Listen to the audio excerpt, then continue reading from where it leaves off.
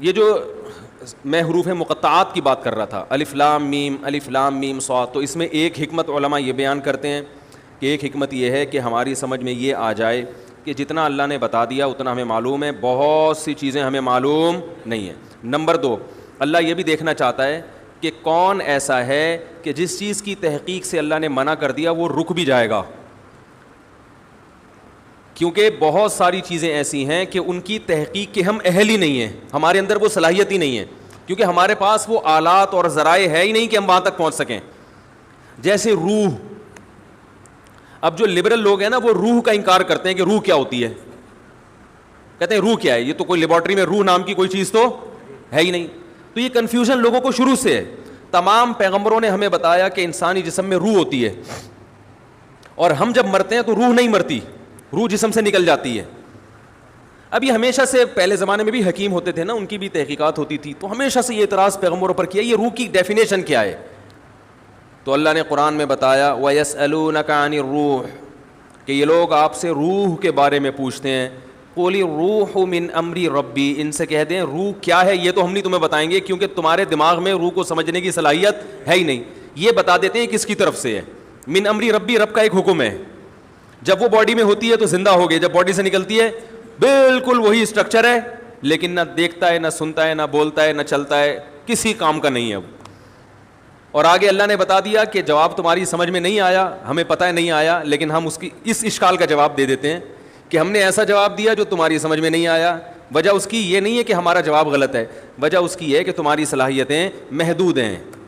وما اوتیتم من العلم الا قلیلا، اللہ نے تمہیں علم نہیں دیا مگر بہت تھوڑا۔ یہ جو انسان کائنات کو مسخر کر کے بیٹھا ہوا ہے اور کہہ رہا ہے میرے پاس اتنی نالج، میں نے یہ کر لیا، میں نے یہ کر لیا، اللہ کہتے ہیں یہ بہت تھوڑا ہے، اصل تو دیا ہی نہیں ہے۔ آج جو ریسرچ ہے نا، وہ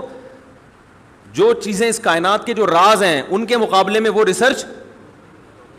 سمندر کے قطرے کے برابر بھی نہیں ہے، سمندر جیسے سمندر کے مقابلے۔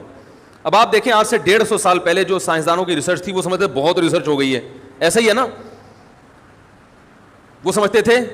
بہت تحقیق ہو گئی ہے۔ اب اگر کوئی پرانے زمانے کا سائنسدان آئے بولے بھائی ہم تو بالکل ہی فارغ تھے، ہمیں تو کچھ پتہ ہی نہیں تھا، ایسا ہی ہے نا، تو ایسا ہی 200 سال کے بعد ہمیں بیوقوف سمجھیں گے، وہ بولیں گے یار یہ 4G استعمال کرتے تھے، اتنے بیوقوف لوگ۔ یہ ایسا ہی ہے جیسے ہم جہاز میں بیٹھتے ہیں تو گدھے پہ جو جا رہے ہیں ہم اس کو بیوقوف سمجھتے ہیں نا، ارے یہاں بیٹھے اور 2 گھنٹے میں سعودی عرب اتر گئے، اور ایک آدمی گدھے پہ بیٹھ کے آ رہا ہو، تو ہم کہیں گے نا یار یہ کیسے لوگ ہیں، گدھے پہ تو کئی سال لگ جائیں گے اس کو، اور اس دوران گدھا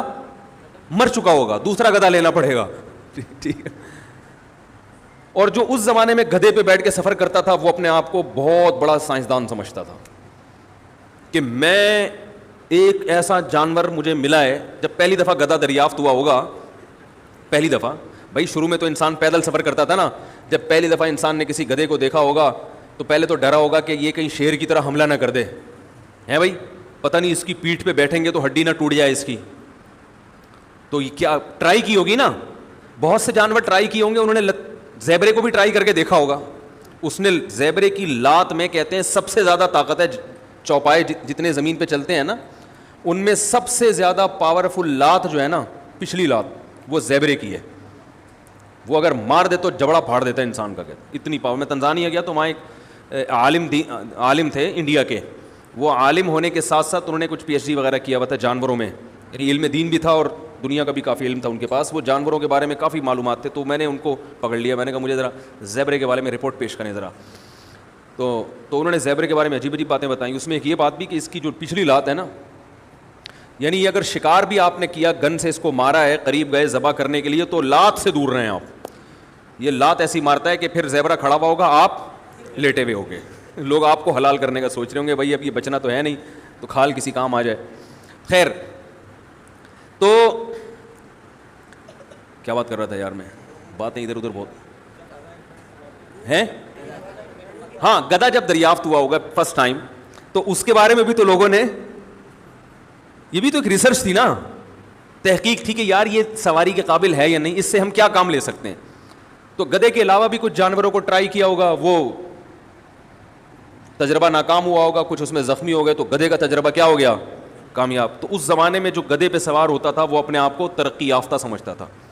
میں نے ایک تحقیق, پہیہ جب ایجاد ہوا ہوگا تو اس سائنسدان نے اپنے آپ کو سمجھا ہوگا بہت بڑی چیز ایجاد کر لی.